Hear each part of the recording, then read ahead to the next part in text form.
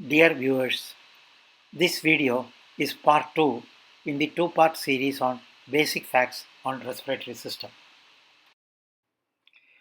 This picture shows a bunch of pulmonary alveoli with capillary network surrounding them. This picture shows capillaries in alveolar wall. The alveolus is surrounded by many capillaries for easy exchange of oxygen and carbon dioxide gases. Pulmonary capillary dynamics. See figure alveolar sacs. See figure capillaries in alveolar wall shown earlier. The alveolar walls are lined with so many capillaries that in most places the capillaries almost touch one another side by side. Therefore, it is often said that the capillary blood flows in the alveolar walls as a sheet of flow rather than in individual capillaries. Pulmonary capillary pressure. The mean left atrial pressure is about 2 millimeters. The mean pulmonary arterial pressure is only 15 millimeters. Pulmonary capillary pressure normally averages about 7 millimeters. Length of time blood stays in the pulmonary capillaries. When the cardiac output is normal, blood passes through the pulmonary capillaries in about 0.8 seconds. When the cardiac output increases, this time can shorten to as little as 0.3 seconds. The shortened time would be much greater were it not for the fact that additional capillaries, which normally are collapsed, open up to accommodate the increased blood flow. Thus, in only a fraction of a second, blood passing through the alveolar capillaries becomes oxygenated and loses its excess carbon dioxide. Dear viewers, by the way, this educational video is made possible by Prescribon, the makers of e-prescription software for digital prescriptions, available freely for doctors on the website www.prescribon.com. Doctors who are interested in this e-prescription can freely avail of its vast collection of more than 100,000 e-prescriptions. Exchange of gases in the alveolus. This picture shows exchange of gases. Oxygen from alveolus diffuses into the pulmonary capillaries. Carbon dioxide from pulmonary capillaries goes out into the alveolus. This figure of alveolar respiratory membrane shows alveolus on the left side and the pulmonary capillaries on the right side.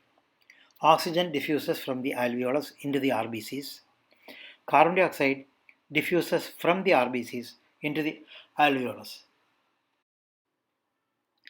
Capillary exchange of fluid in the lungs and pulmonary interstitial fluid dynamics. We have already seen the figures, exchange of gases in the alveolus as well as the alveolar respiratory membrane. You can revise it again. The dynamics of fluid exchange across the lung capillary membranes are qualitatively the same as for peripheral tissues. However, quantitatively, there are important differences. The pulmonary capillary pressure is low, about 7 mm mercury, in comparison with a considerably higher functional capillary pressure in many peripheral tissues of about 17 mm. After the alveoli are ventilated with fresh air, the next step in respiration is diffusion of oxygen from the alveoli into the pulmonary blood and diffusion of carbon dioxide in the opposite direction out of the blood into the alveoli. The process of diffusion is simply the random motion of molecules through the respiratory membrane and adjacent fluids.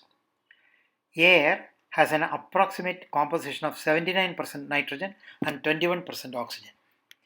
Partial pressure in air and in expired air are nitrogen 75 and 75, oxygen 19 and 16, that is only 16 in the expired air, carbon dioxide 0.04 and 4, that is 4% in expired air. Oxygen concentration and partial pressure in alveoli. Oxygen is continually being absorbed from the alveoli into the blood of the lungs, and new oxygen is continually being breathed into the alveoli from the atmosphere. The more rapidly oxygen is absorbed, the lower its concentration in the alveoli becomes. Conversely, the more rapidly new oxygen is breathed into the alveoli from the atmosphere, the higher its concentration becomes. Respiratory unit.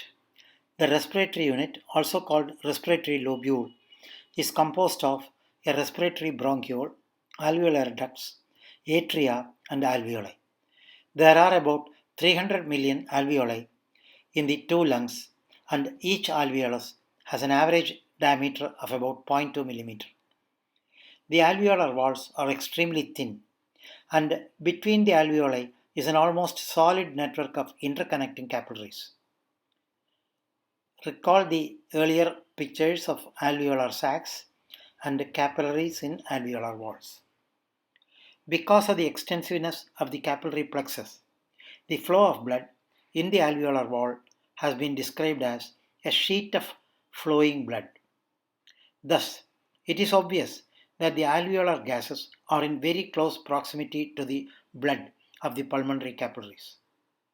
Furthermore, gas exchange between the alveolar air and pulmonary blood occurs through the membranes of all the terminal portions of the lungs, not merely in the alveoli.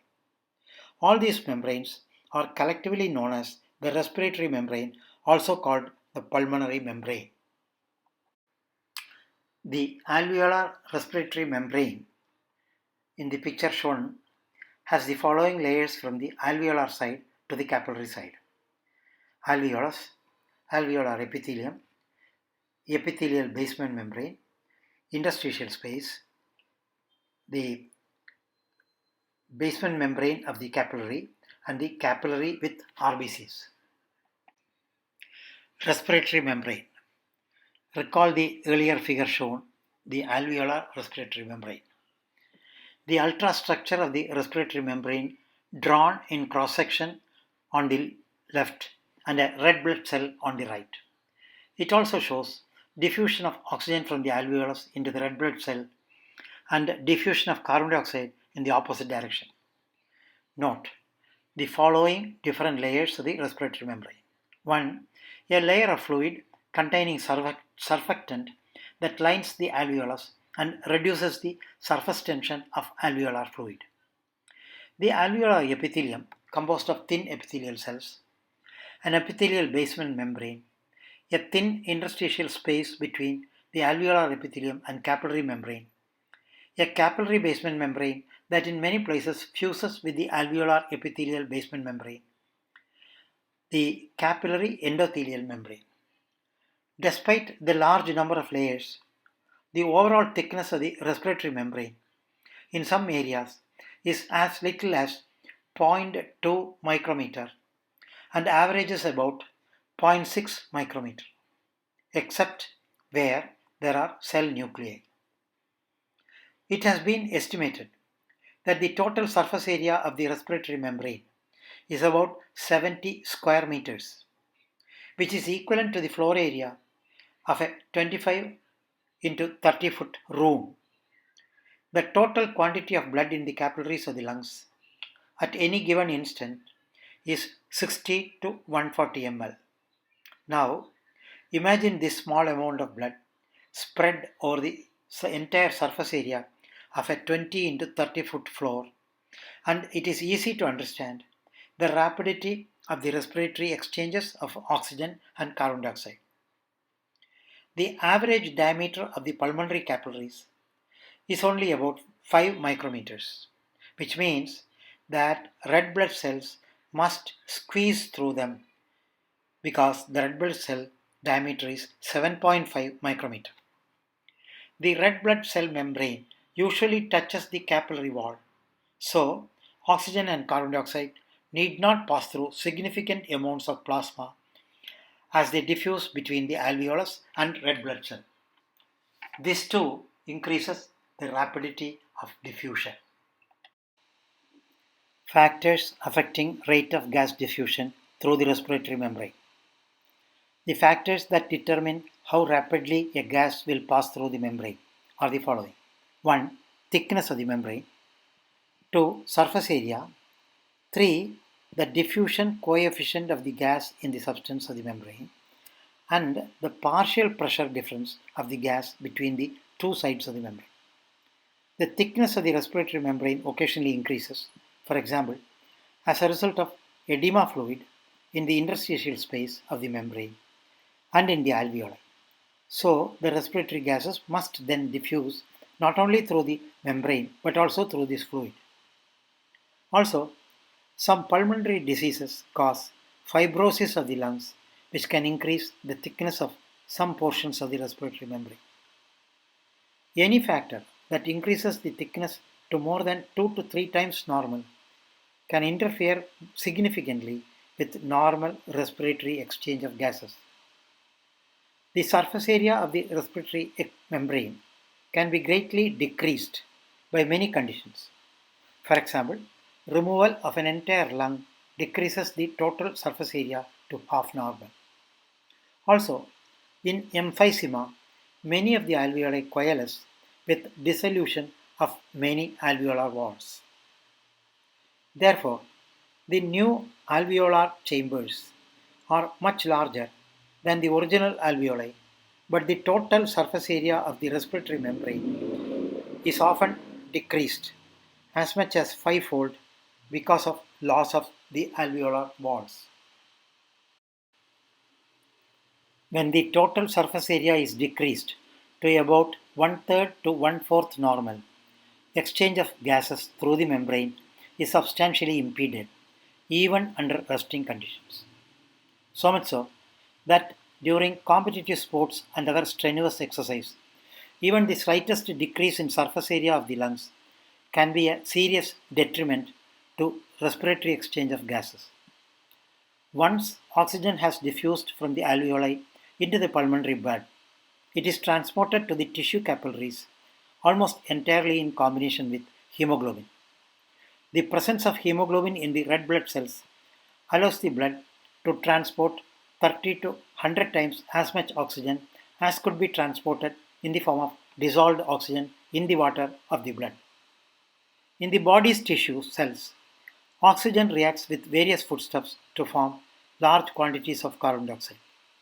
This carbon dioxide enters the tissue capillaries and is transported back to the lungs. Carbon dioxide, like oxygen, also combines with chemical substances in the blood that increase carbon dioxide transport 15 to 20-fold. So, dear viewers, this video is part 2 in the 2-part series on basic functions of the respiratory system. For the other video, see Prescribon Medical Education series, Basic Functions of the Respiratory System.